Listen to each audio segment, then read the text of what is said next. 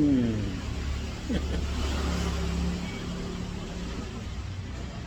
குழந்தைகளே, உங்கள் அனைவருக்கும் தாத்தாவின் ஆசி.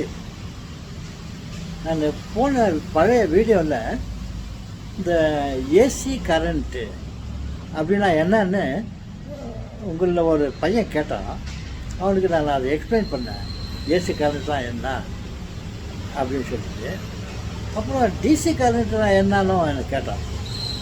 நான் சொன்னேன், ஏசி கரண்ட்டை பற்றி சொல்லிவிட்டு இந்த டிசி கரண்ட்னா என்னன்ட்டு அடுத்த வீடியோவில் நான் சொல்கிறேன்ப்பா அப்படின்னு சொன்னேன். அவனை தான் உக்காந்துன்னு நான் எப்போ சொல்லணும்னு காத்துனுக்கிறான். அது டிசி கரண்ட்டுனாக்கா என்னென்னா, இந்த ஏசி கரண்ட்டுன்றது இந்த அட்மாஸ்பியரில் இந்த அணுக்கள் எல்லாம் இருக்குது இல்லையா, அதை ஒரு டைனமோ என்ற ஒரு எக்யூப்மெண்ட்டை வச்சுக்கின்னு அந்த பக்கத்தில் இருக்கிற அந்த அணுக்கள் ஏசி எலக்ட்ரான் புரோட்டான் இதுங்களில் இந்த டைனமோன்ற ஒரு மெஷின்னு அதை பிக்கப் பண்ணிக்கின்னு அது கரண்ட்டை எலக்ட்ரான்ஸெல்லாம் சேகரித்து அது நமக்கு கொடுக்குது. அது எப்படின்னாக்கா, அது கொடுக்கும்போது அது கொஞ்சம் கொஞ்சமாக தான் கிடைக்குது. அது எப்படி கொஞ்சமாக கிடைக்குது அதிகமாக கிடைக்குதுன்றத நான் வேறு இதில் சொல்கிறேன்.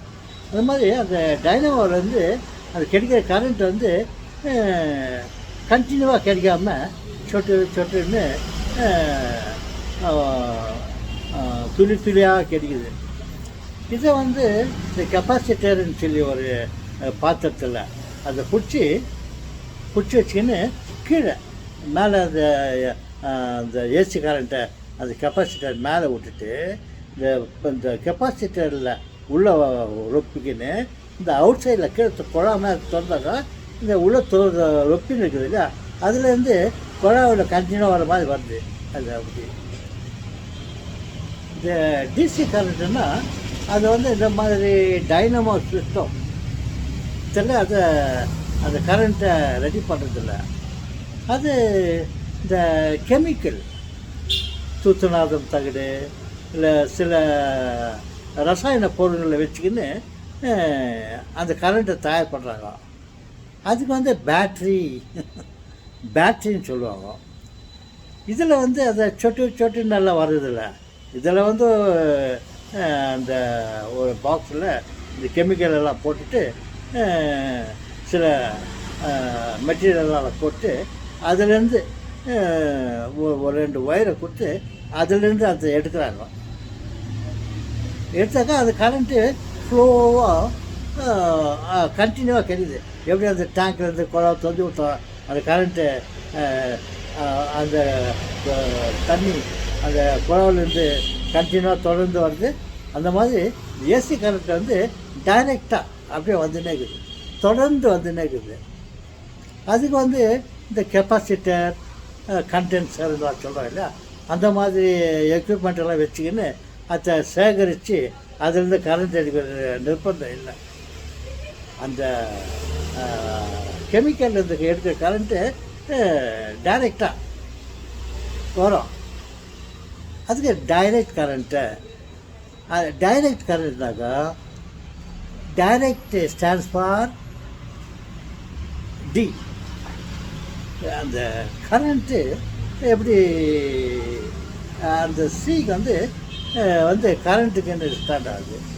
டிசி டைரக்ட் கரண்ட் அப்படின்ட்டு அதை சொல்லுவாங்க.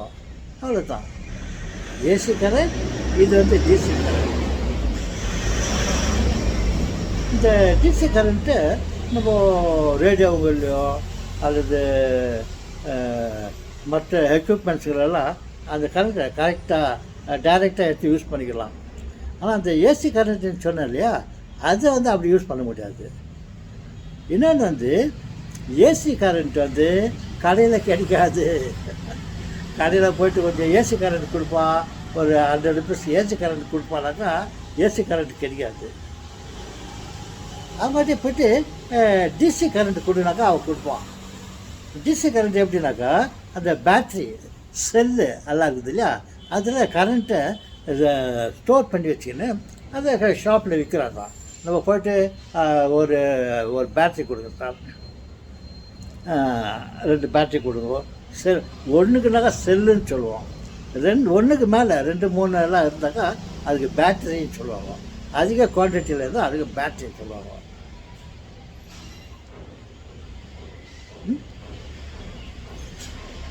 ஓகே, இந்த அளவுக்கு நீங்கள் தெரிஞ்சிங்கன்னா போதும். ஏசி கரண்ட்லாம் என்ன, டிசி கரண்ட்லாம் என்னன்னு சொல்லி நீங்கள் கேட்ட கேள்விக்கு நான் உங்களுக்கு தெளிவாக சொல்லிக்கிறேன். இவ்வளோ போதும். ஓகே, பாய்.